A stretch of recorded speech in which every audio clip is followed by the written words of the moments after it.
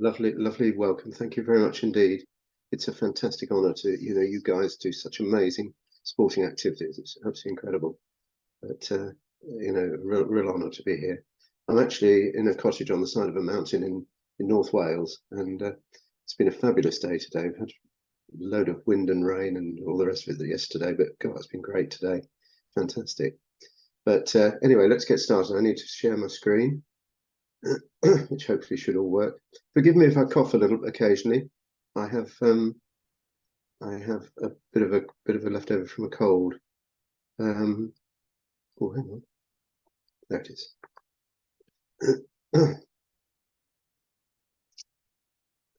Right.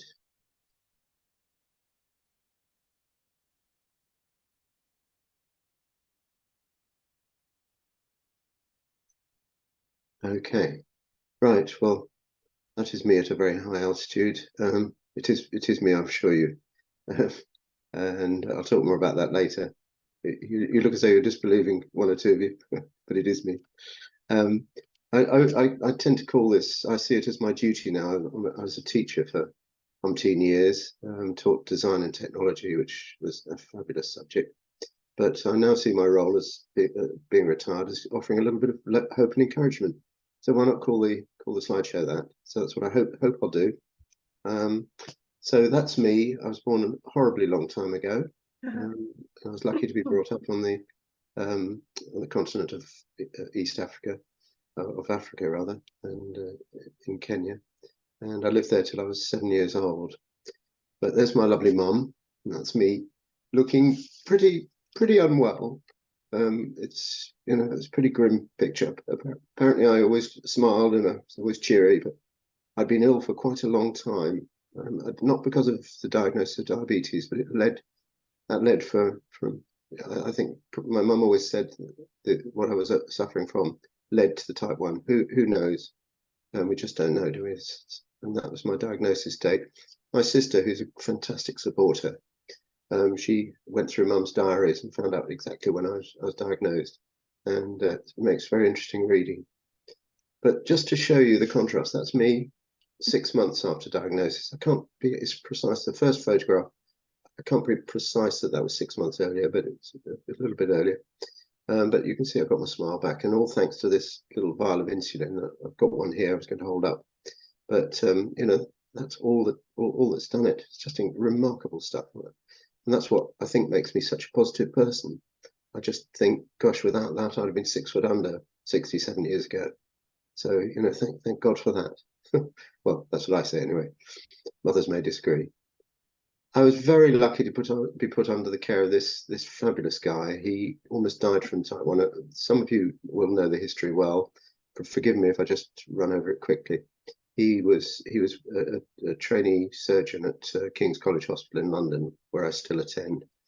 And he developed type 1 diabetes, and back then it was a killer. This was, I think, 1920. So he went out to Florence, and he said, I don't want my family to see me literally withering away. So he tried to run a little doctor's surgery there. He couldn't even walk upstairs, he was so ill. But then someone at King's said, please come back quick. We've got some insulin and it works. The first time I ever showed that slide was at a TAB talk. And I couldn't believe it. I got laughter. But actually, when you read it, it does seem quite amusing now. But it rather took me back when that happened. But he drove back, and it was a particular honour for my 60th year of having type 1 to have his medal. And it's something I will always treasure. Coming up to my 70th, but it won't mean quite so much, I don't think. But there we go. I've got a couple of letters from him, and he had such a lovely way of writing things. He always said something nice. He called me dear Peter Davies, dear little Peter Davies at one stage. That's lovely. I thought, well, he doesn't know me very well, obviously. But I like the way he says he has definite diabetes and so on, and he goes through it. But I think the thing that's most interesting there is that probably once a month, regular checkups with the doctor, and occasional blood sugar tests. I mean, how often do we do them now if we're still testing? We just take them so much for granted, don't we? But it's just remarkable how different it was back then. You had to have the blood test. you'd call in the next day on the phone or whatever, and you'd get the results over the phone. It was that slow. So my goodness, things have improved. But what a lucky start for me and my mum and my dad. My dad was an engineer. He took a great deal of interest in diabetes. He didn't know a thing about it, but my mum was a state registered nurse, so I couldn't really have had a better start. So here we go. Has much changed? Well, yes, my goodness me. That was probably the first syringe. I've still got it.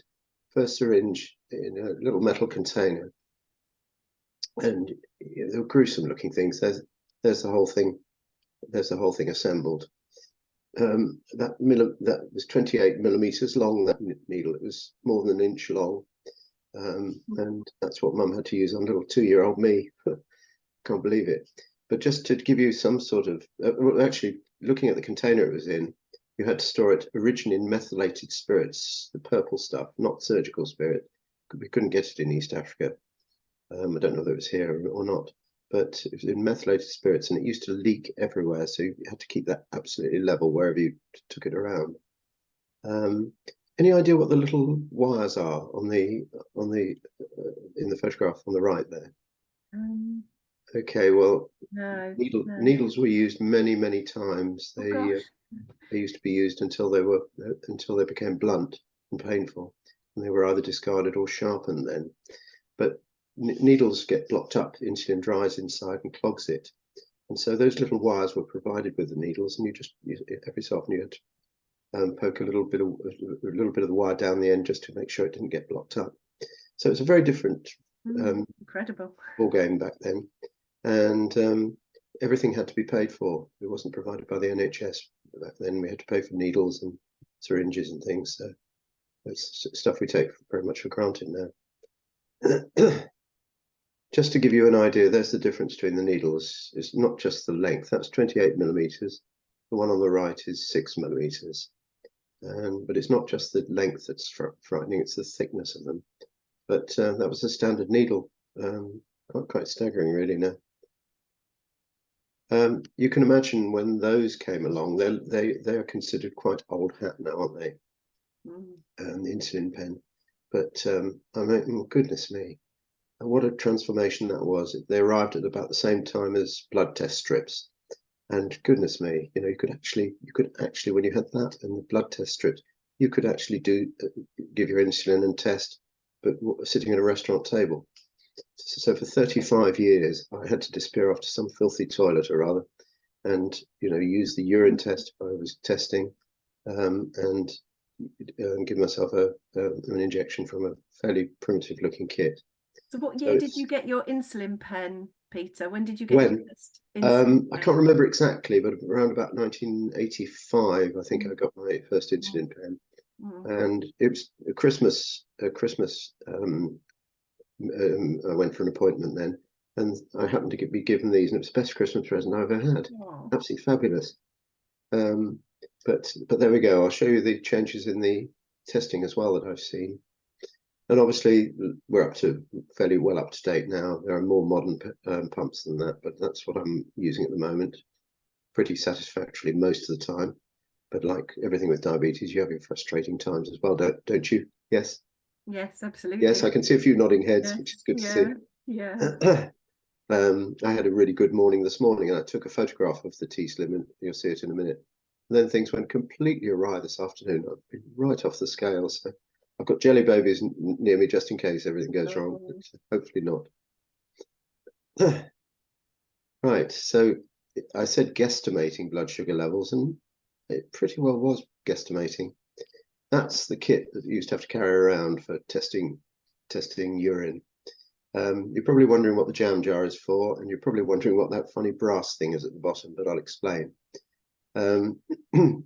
Originally, I had to test using the Benedict solution, which took about 5 minutes, and you had to heat it over a naked flame. You had to heat the urine and the water and the powder over a naked flame.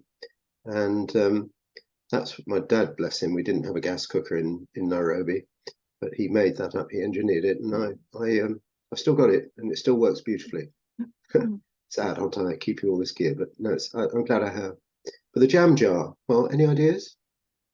Well, you're told in the instructions for the Clinitest kit to pee into the lid of the container, and it didn't seem quite right, I think. So I used to pee into the jar and rinse that out rather than the lid. So that I used to carry a small jam jar around as well, which this is the recipe for what you had to do. So it's 5 drops of urine, 10 drops of water, and you added a tablet.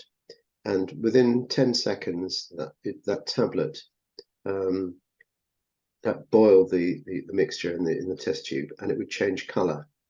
And that it would come up with actually 6 different, not 4 there, different levels. Orange meant that you were very, very high, and blue meant you were either okay or you were very, very low. So it was all pretty vague. Results could be many hours out of date. You imagine if you went to bed and your blood sugar rocketed up, as it does sometimes, doesn't it? That urine could sit in your bladder all night, so you could have sort of 8 hours of mixed blood sugar readings in there, and it sort of levels out at, should we say, 7.5 millimoles or whatever. So it really wasn't very, very, very accurate. You could have had a hypo in the night. You could have had very high blood sugars as well. So it really was very hit and miss.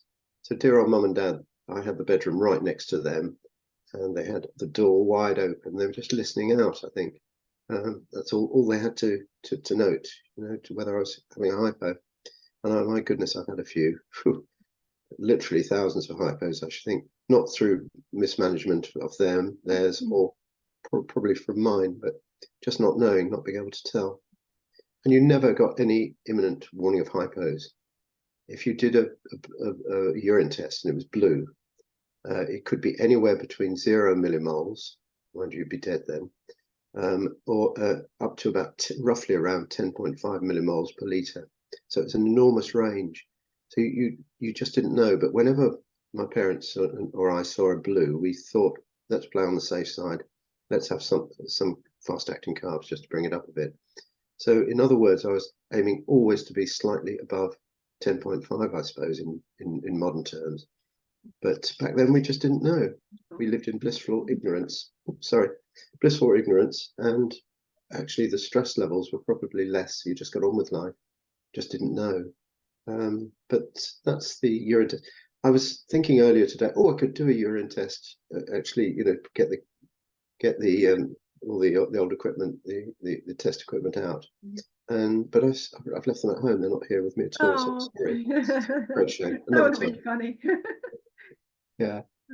So those are the levels. So anything from 0 millimoles, 0%, 0.25%, right up to 2%.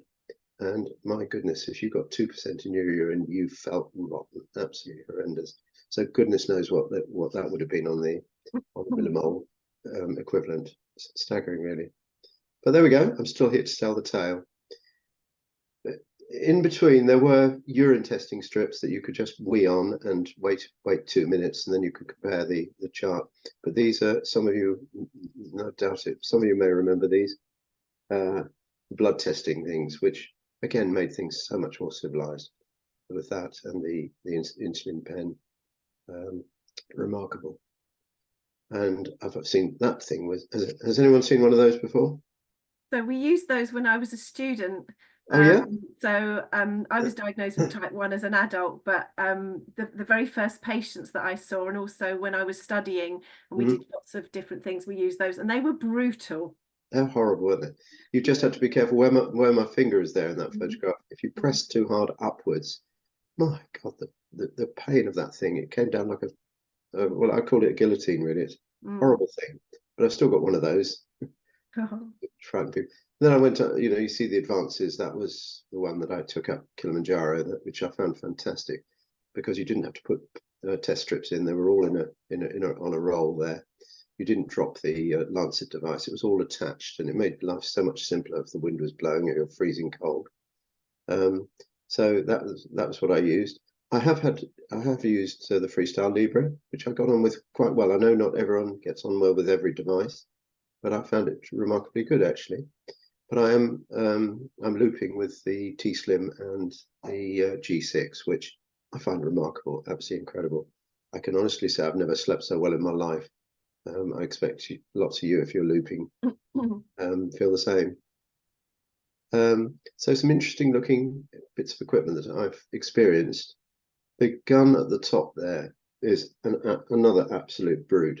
I think the guy the person who designed this, should I say, was a bit of a joker. They thought it'd be good to make it look like a gun, and you you had to pull the thing back to. It's very much like using a gun. Push it up against yourself. And I only ever used it once. It was just unbelievably painful. It just hit me so hard. I was only about 7 or 8 years old, so I used it once. But the one beneath it, which is there on the left-hand side now, you can see it. That one on the left is cocked ready to go, and it was just so neat and compact. And that's it when it's fired into you, as it were. But it was a lot. I really liked it. I used it and used it and used it. Wore one out completely. Had to buy another one. But the lovely thing about it, that fitted with the syringe and all the insulins in that small kit. I put that Stettler pen there, not to advertise, but just to compare the scale of the thing. I couldn't believe it. Mine was all smashed to smithereens, and I threw it out in the end. But I was so thrilled to find this one for sale in the USA, so I bought it, and I'm thrilled to.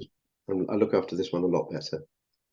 Obviously, you'll have to imagine the Fiasp and the Nova Rapid are not there, but that would have been isophane and a soluble insulin, 80 strength. But the little gun sits in there, spare needles. The jar with the black lid that contained boiled or distilled water, so that you could take your syringe out of the surgical spirit this time and just rinse them out, so you don't inject any of that into you. So it was much neater, but it was still a bit of a rigmarole. I thought it'd be quite interesting to see this. This was the first Nova pen that actually recorded how much insulin you'd taken and how long ago. That, I think, I can't see it now, but I think it was 18 units 12 hours ago or whatever. But I loved it. It was a great little thing. And this one was I never saw this. It actually had a meter built into it as well, which I thought was forward thinking, really good thinking on their part. But I think they couldn't recycle the materials from it, so they had to scrap the manufacture, which, you know, considering we're such a small number of type 1s, it seems crazy, really. But there we go. So looping, I'm assuming that people know the principle of looping. I know quite a lot of people are looping. Most would, yeah. So I'm not going to say what you lecture on need to that. say. That's fine, Pete. Say what you want to say. I'm not going to talk about the principles, but I just wanted to pay homage to the group We Are Not Waiting. I think they've been fantastic in driving things forward. They've got companies moving, I think. I've never actually ventured down the DIY looping. I've always been a little bit cautious about it, just in case I got the figures wrong, you know. So easy. But I think I'm immensely grateful to them for pushing the companies to do more, and they really have made big advances now. So thank you. We Are Not Waiting. That's me. That was me this morning. You could see it was on its way up when I took the photograph, and I probably didn't react quickly enough. But there we go. But that's what I'm using, and that was a couple of weeks back, I think. Yes, it was. Which I'm 83% in range. I'm not too fussed about that. I've met one person who she wanted to be 100% in range all the time. I said to her, well, you know, 75% is about what someone without diabetes has. So I mean, don't put yourself under stress. So there we go. But it's the main difference it's made for me is avoiding the low blood sugars. I've had 1 or 2 low there, but not very low. About 3% very high, but 11% high. Nice to trim that down a bit. I'm more than happy with that. My specialist is too. So there we go. Amazing. Has it affected what I've done? Has it changed the way I think upon things and what I've done? No way at all. I think this is me. That's me and the little urchin in the shorts there. And my dad and my sister and my gran, and we drove from Nairobi all the way down to Cape Town when we left Africa. In that car, it was quite new at the time, and it was a fantastic adventure. But and I think my parents were brave to go back to Africa anyway, where obviously the care is not quite as advanced. It wasn't nearly as advanced as here in the UK at the time. And it didn't. I think it was their attitude. Let's do these things. We can cope with it. And I suppose it's the blessing of having a mum who's a nurse. She felt confident to do it. My grandmother was also a nurse, and she took a lot of interest. So yeah, it was a great adventure. And that was us at the Victoria Falls, which is, if you've not been, is just a stunning thing to see. It really is. So I've got very happy memories of that. As soon as we arrived back, I mean, make it sound as though my family were complete nutcases. But we went up to Wales. My mum fell in love with a cottage up here, the cottage I'm in at the moment, and we decided to climb Snowdon. And you didn't have signs saying this is Crib Goch, this is Pig Track, whatever.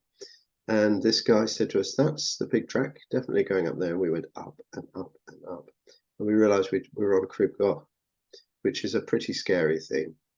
And once again, I didn't have any way of knowing what my blood sugar was. Couldn't really take a delicate test tubes up there in a bag. So it was all observation. And dear old mum and dad, they gave me a sweet every 20 minutes. It felt heavenly. It felt really, I thought, this is wonderful. I didn't have any hypos. And we managed to get right the way across there, which was pretty scary. The drop either side is about, I don't know, about 1,000 feet, something like that. It's a long way down. I expect some of you have done it, but I'd love to do it again, but I think I'm a bit past it now. Never, never. So I did also in my younger days, I took up rallying. That's me in an Escort Mexico, which was a lovely car, lovely machine. And I also did a little bit of racing, but soon ran out of money. But the interesting thing was I had to get a competition license, and I had to go through two thorough medicals. I'll get it right in a minute, because of type 1. But the amazing thing is I was still urine testing then, and you couldn't really test urine when you're in the middle of a stage on a rally. It was so it didn't do it. So again, it was just observation and trying to be aware of how I was feeling and so on. But I got away with it. It seems extraordinary. I wanted to mention my family just to say, really, that those are my two sons and their lovely wives, and my lovely granddaughters, and the latest addition to the family, little Lottie Mary, named after my mum. And I'm really pleased. I'm still the only one with type 1 in my family. I know it doesn't always happen, but I just wanted to send out that message that just because one has it, you don't necessarily pass it on to your offspring. Can't guarantee it, obviously, but I was very nervous when we were considering having children. But my goodness, they've been fantastic, all of them. Yeah, love them to bits.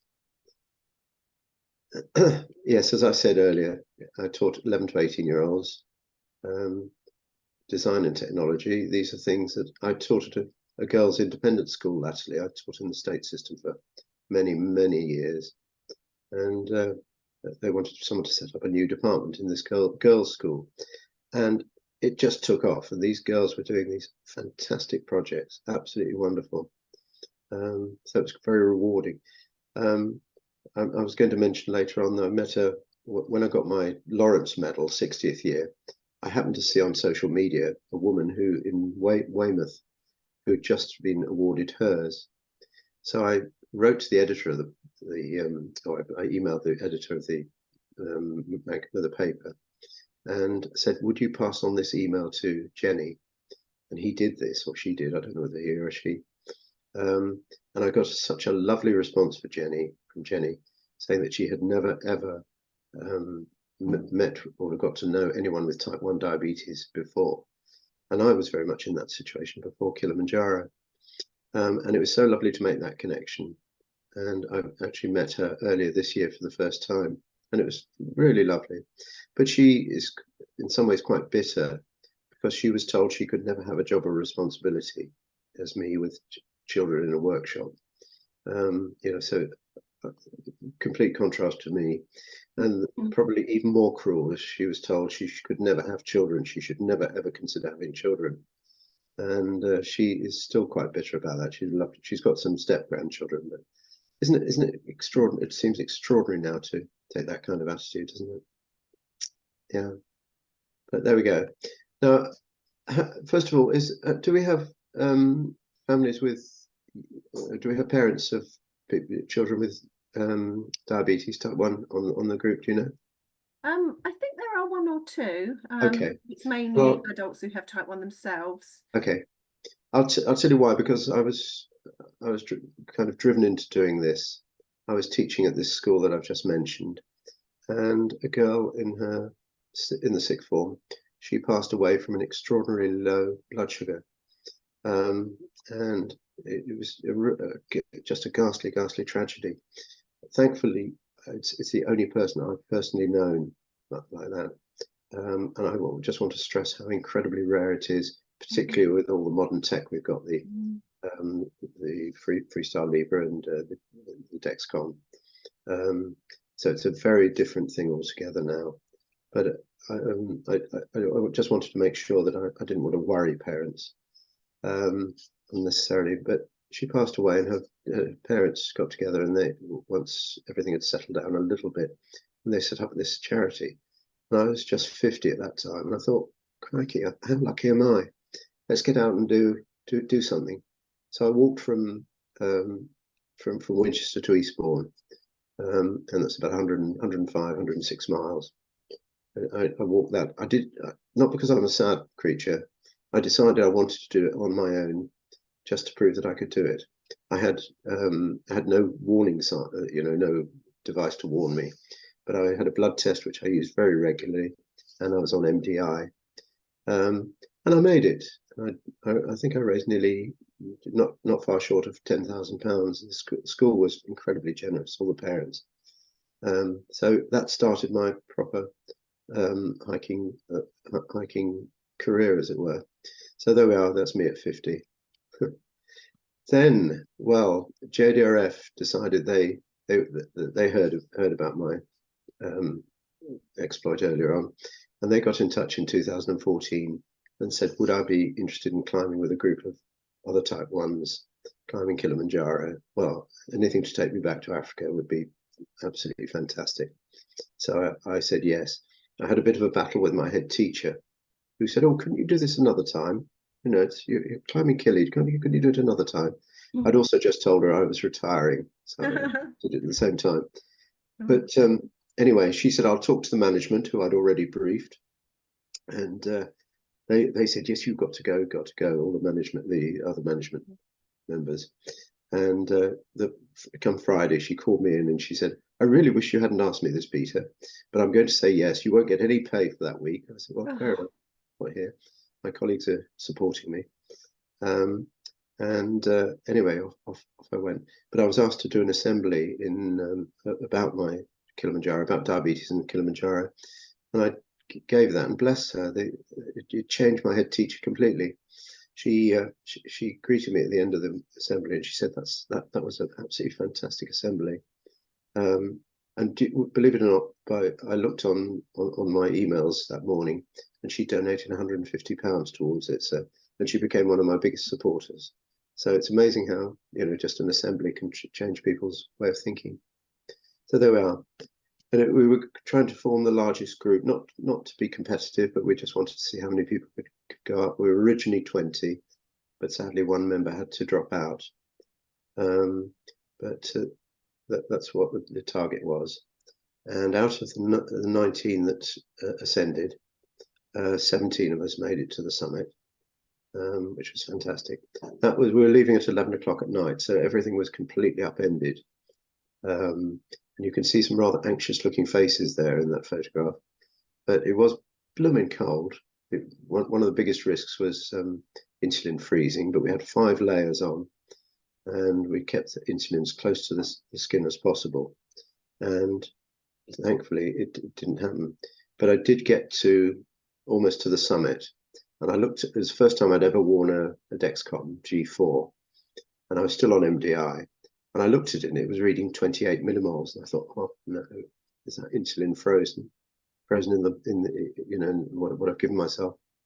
But having all that buffer room, all that space from 28 mil downwards, I gave myself a colossal correction dose just to hit it hard, and watched it. And as I was coming down on the descent, I saw double arrows heading down. And I thought, yeah, I cheered. I think when I was so pleased to see that, and I just got the old jelly babies out and kept myself level.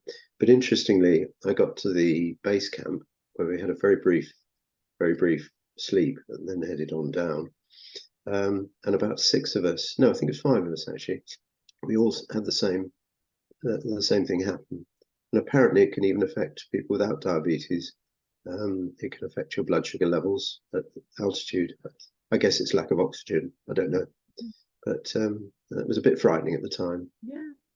And that's just to prove I made it there. Oh. The best sunset I've ever seen in my life. Oh. Just fabulous.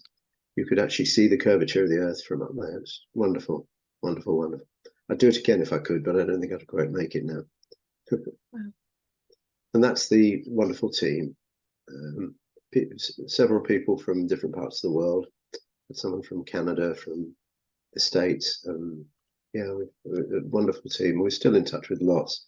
And being the 10th year, marking the 10th year, Paul Coker and I, who some of you probably know, we're hoping to organise we're going to organise a party somewhere in the middle of the UK to go and celebrate and try and get together again.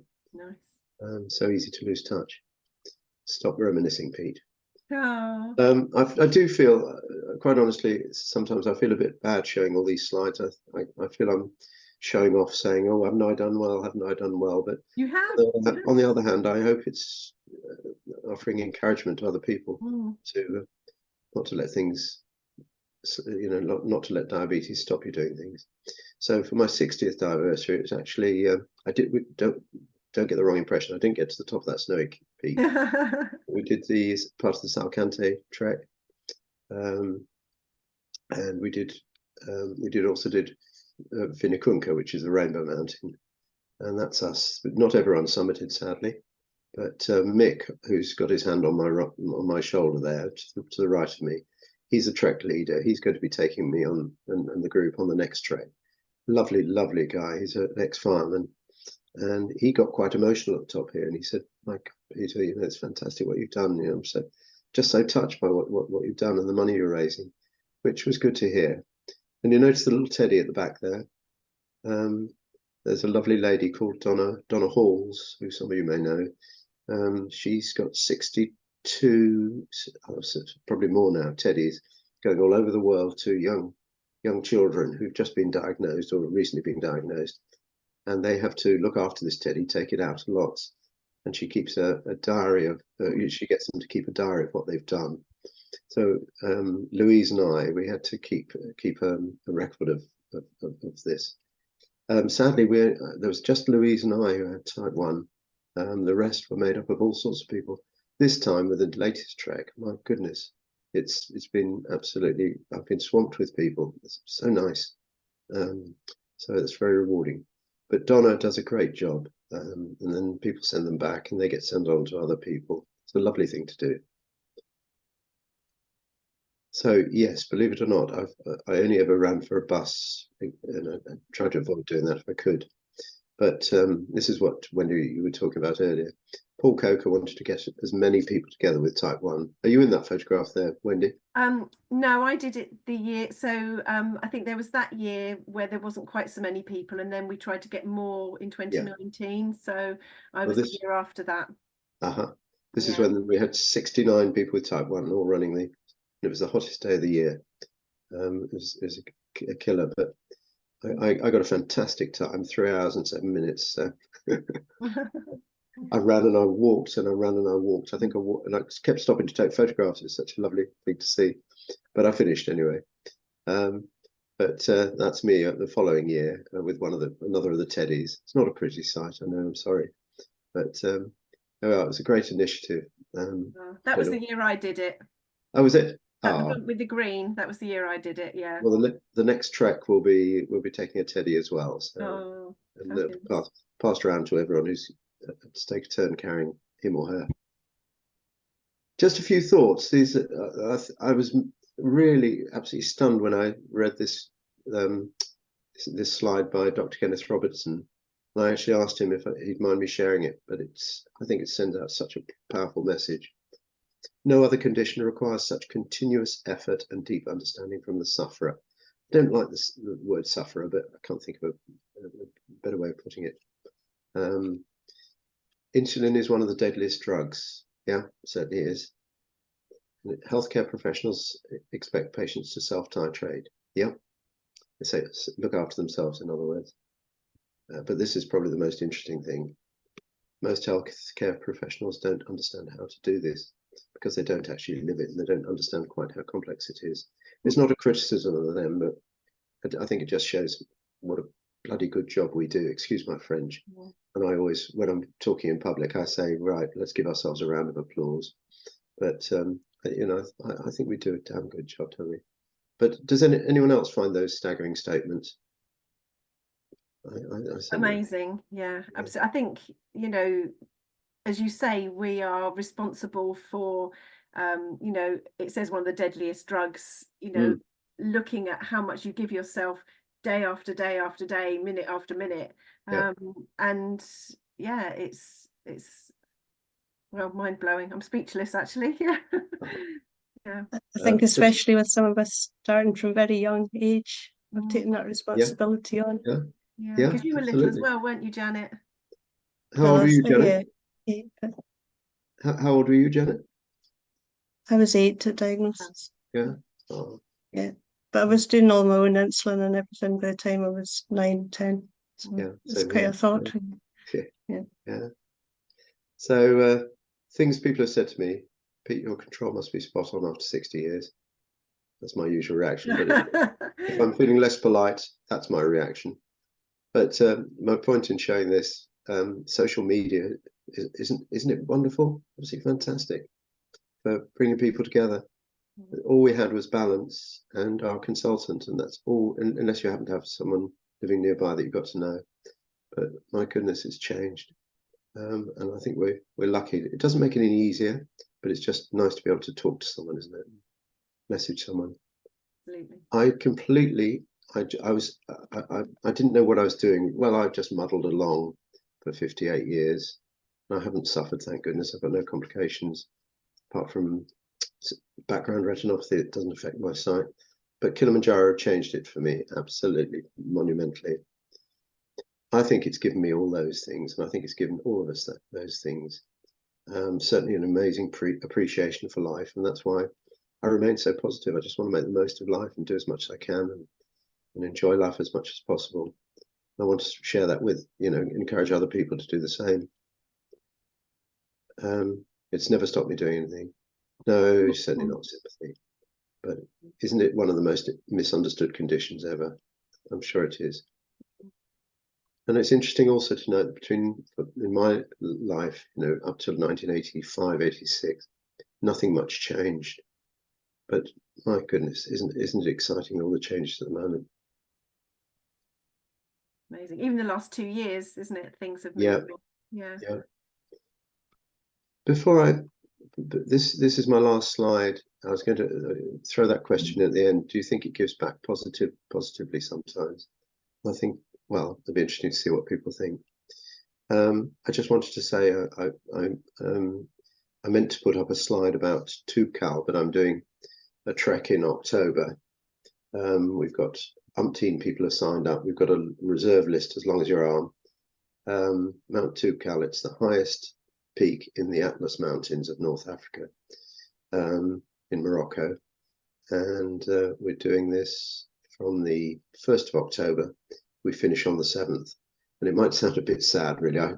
I've done this so that the two charities that I'm supporting, Diabetes UK and JDRF, they can hopefully make a fuss of it. But we should summit on the 5th of October, which is my birthday, my 70th birthday. So that's the reason for doing that. It is a fabulous, fabulous place to. It looks unbelievable, but it's not an easy climb. I mean, it's not. It's not nothing like Kilimanjaro, but there's quite a lot of loose scree and things like that, so you've got to be careful. But I've been recently diagnosed with Parkinson's, which is a great joy. But I'm afraid I take the line, well, type 1's never stopped me, and I'm blown if I'm going to let Parkinson's stop me as well. I'm going to keep going as long as I can. If I don't make it to the top, I've done my best, and that's all anyone can ask, really, isn't it? So there we are. We're very full, which is great to see. We're going to meet in Snowdonia and do some training, and meet in Surrey, hopefully, some of us that are nearby, to do some training as well with the trek leader that I highlighted there. So that's me. Brilliant. I've finished. I don't know how long I've taken, but I hope No, that's fine. I haven't taken too long. I'm sure we've all got tons of questions to ask. I think firstly answering the question that you put to us about does it give back? Yeah. And this is something that we often talk about in our WhatsApp chats, and Yeah. various of us of the team have said, oh no, what if we didn't have diabetes now? We wouldn't be part of Yeah. the team, we wouldn't have that drive. I think, Pete, you sound like you're quite a stubborn character, and I think that stubbornness is something that many of us share in a positive way. You know, it's kept you going. But yes, what an absolute inspiration you are, and the ethos of your life is what we all hold to and want to try and replicate. So thank you for sharing that. Well, I was just going to say, I mean, it's taken me to very unexpected places. If I'd not had type 1, I wouldn't have climbed Kilimanjaro. I was asked that drive. Yeah. I was asked back in December last year if I'd speak on behalf of Novo Nordisk at the House of Commons. You know, what an extraordinary thing to be asked. Amazing. So I think it does give back. It doesn't always, but it's blooming hard work. Yeah. But it does have, and actually, as you done that. It could have gone both. It could have gone either way, couldn't it? And you've made it so positive, so amazing. I have a few questions, and I'm sure other people have some questions, but one of the key ones I want to ask, because this is a sporting group, is I'd be really interested to know, you know, as you grew up, what advice you were given by healthcare teams about exercising. So were you told you can't exercise, or were you given advice that you now know is wrong, or even the right advice? I'm just interested to know, when it comes to sport and exercise, what advice were you given? Right. Well, I mean, I always took part in PE and games. I can't say I enjoyed it very much. Wasn't climbing mountains, was it? Yeah, quite. But I never did tests at school at all, because there was the risk of being found in the boys' toilet. You can imagine boys taking the mickey left, right, and centre. Yeah. There was just a fear of that, and lots of us never did. But I know when it was PE or games, I always did a urine test, and I always had glucose of some sort on me, or a drink. And so down to my mum, I suppose, and the hospital to get me lined up like that. But I don't think I ever had a hypo on the as a result of PE lessons or anything like that. But I think I was encouraged. I know some people are not encouraged to avoid it, but no, I was encouraged to take part in everything. That's good. I'm also very interested, as you know, I work as a dietitian. I'm just fascinated to know, I know you also have celiac condition, don't you? I do indeed, yeah. But I'd be interested how the dietary advice you've been given has changed over the years. If there's anything you can offer there of interest. Okay. Well, dear old Dr. Lawrence, I was too young to remember, but he said to my parents, you can't deny Peter the occasional sweet, and you can't deny him cake at birthdays and things like that. Absolutely. Yeah. So he sowed the right seeds there, I think. But my mum used to make lots of things. She used to make the most delicious shortbread, for example, and she'd always put less sugar into it. If she was making puddings, she'd put sometimes half the content of sugar, and it still tasted lovely. So in that way, things were reduced. Obviously, the celiac came just before my Peru trek.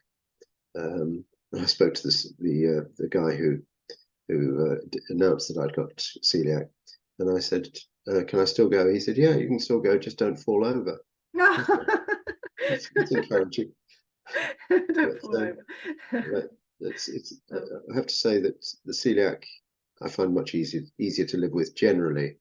Not always when you're out somewhere and you're not sure there's gluten in something. That's the challenging part. But at home, when you're catering for yourself, it's relatively straightforward, if not quite so appetizing. But there we go. Yes, I mean, I was probably in my teens. I was quite naughty. I used to go out and have several pints and then not give myself any.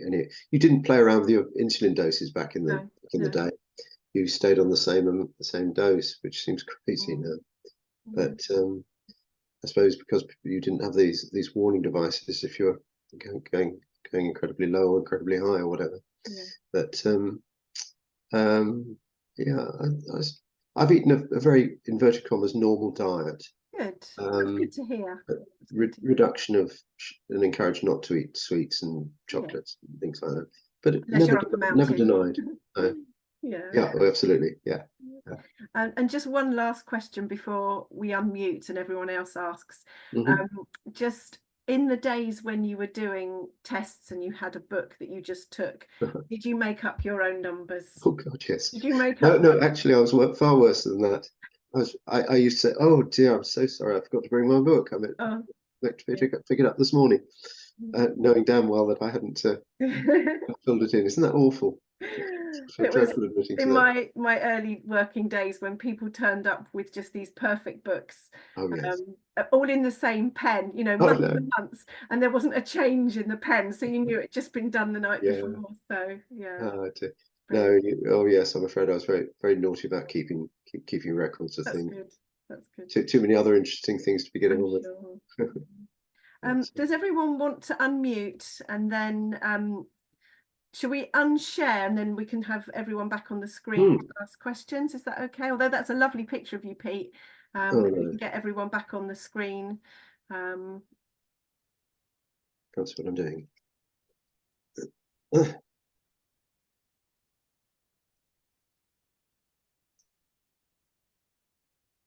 What new share? I have one. So if you press at the bottom, Pete, it should say stop sharing. It should say what? Stop sharing. Somewhere along the bottom, on the bottom sort of bar somewhere. No, I've got the bar at the top. You're now sharing. Stop sharing. There it is. There we go. Yeah. It's bright enough red. And we should be able to get everyone. So if those with cameras off, if you're able, put your cameras on again, and then ask questions, ask away. So I don't know if you want to put hands up or.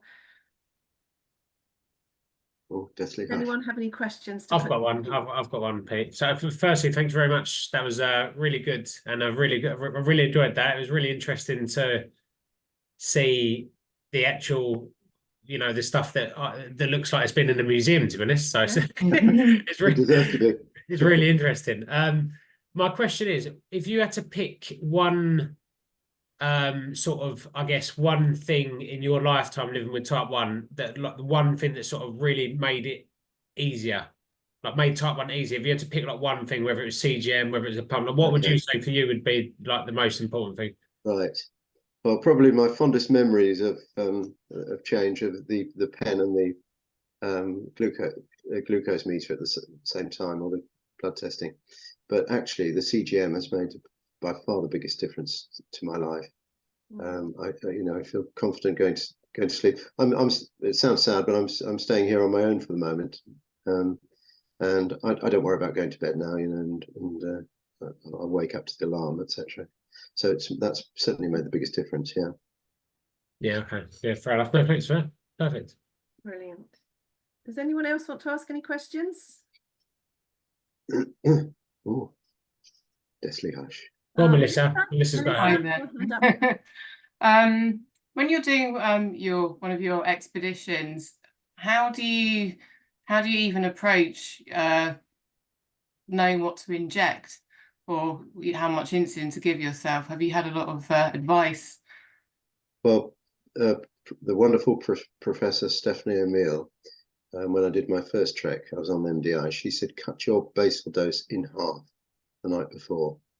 I said, are you sure? And she said, yep. So I tried it, and I did the South Downs Way, and I had 1 or 2 slightly low blood sugars, but it made such a big difference. So I do alter the basal rates on I mean, I've only done 1 trek with the pump on high altitude trek, and I found that even setting it very, very low, I was still having to take in quite a lot of fast acting carbs. It's something you just, until you get there, you really don't know. I was always brought up that if I was exercising, I took extra carbs, fast acting carbs, and it's very natural for me to do that. We like that as sports people. We're all into fueling up, so yeah. When if I set my T-slim in exercise mode, it's not, it lasts for a bit, but if I'm doing a long distance hike, I'll need to top up with glucose or jelly babies or whatever. And I think you just have to apply that and just keep a very careful eye on CGM or Libra readings you get. But it's everyone's different, but there are various things one can apply, and certainly I would reduce basals for in readiness for the first stage of the hike. Altitude will also play a part in it as well, but we're going to be in good hands. Pete, can I ask, have you had to fight for any of the kits? So we know that at the moment there's lots of adults wanting pumps that are having to wait, and you've had a pump for a while. Have you had to fight to get CGM and pumps and everything new that's come out? Has it come to you, fairly smoothly, or has there been a bit of a battle for you? Not much. I've been very lucky. I think I'm blessed with being at King's, because they tend to be very supportive there. But I said to Omar Mustafa, who was a chief doctor on the Kili hike, and I said to him, can I come and see you every time now when I go to King's? And he said, yep, here's my mobile number. Let me know just to check that I can see you, etc. And anyway, I said to him, look, I need to get out of the arc. I need to get up to date. It'd be nice to go onto a pump. And he was a bit. I guess the financial pressures were on. I don't know what it was, but initially a bit reluctant. So I waited about a year. I was self-funding the CGM then, and then suddenly he said, yeah, you can go onto the Animas 5, which was a great pump. I enjoyed using that. Just trying to think when I got NHS provision of the CGM. Oh, I know when it was. I used to run my blood sugars a bit too low, really, trying to avoid complications in my mind. Yeah, so you got it on the hypo. Hypo clause. And I lost awareness. I mean, I still wouldn't rely on it 100%.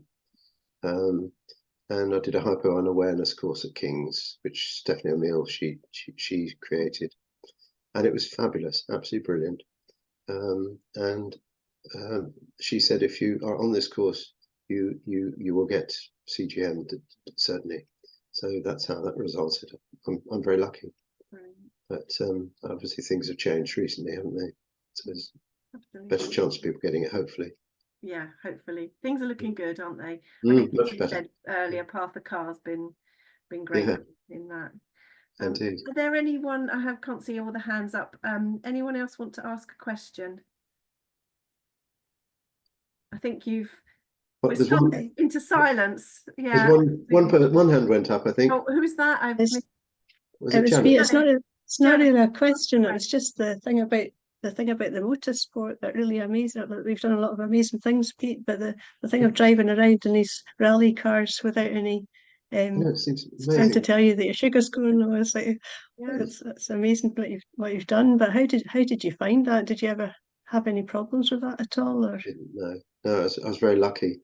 I thought I was invincible, nothing could go wrong, I think, back in those days. And I got away with it. I was lucky. But I did have this might be of amusement or otherwise, but I was rushing home from work, going to meet my girlfriend. I was at uni at the time. This was a holiday job. I got into my little Mini, and I didn't do a urine test or anything, and I was hypo, and I just clipped the front of a taxi. Just a small amount of damage to the taxis, a bit more damage to my little Mini, and this taxi driver, I think he more or less hauled me out of the car, and I was just completely out of it by the time. Blood sugar must have been falling so quickly, and we were right by a police station. So he went and got the police. I was arrested. I was put in a cell and locked up in a cell, hypo. They didn't know. I mean, it's just one of those things. The car was registered at my parents' address. I was still living at home, and they phoned and got in touch with my mum and said, no, give him some food. He needs some fast-acting carbohydrates. I can remember a sandwich arriving. Oh God. And then I came to, and I thought, good God, look at these bars all around me. What's going on? Oh. And somehow I'd been charged with drink driving, and I had to go into the court, Croydon Crown Court, on Monday morning, and I had to explain myself. And the judge looked down his nose at me and said, "Young man, you need to take more care of yourself." And I thought back then, oh yes, I do. But well, I did really. I should have tested, I suppose. But people didn't in those days, not nearly so much. Perhaps once a day.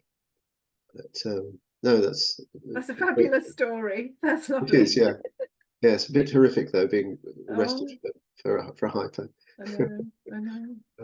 But anyway, I'm sharing all my secrets. It's great. We could talk all night, and we're so glad that you've joined us. And Pete, you will stay in touch with us all, won't you? You are indeed. the sort of Dude, person wonderful in this group. Please continue to contribute, continue to share with us your stories, and we'll definitely have you back on a call when you've done your trek. Yeah, must come back. So yeah, October the 5th, whatever the week after that is, we'll have you back on. And give me a break. Well, all right then. Give me a breather. we'll share some cake and celebrate your 70th with you. But amazing. Thank you so much for coming on today. It's a great pleasure. Thank you so inspiring, much. as George. There's been a few comments. Actually, there is some chat. I've just realised I've missed some of this chat. Let's go through some of this. So comments, Gloria.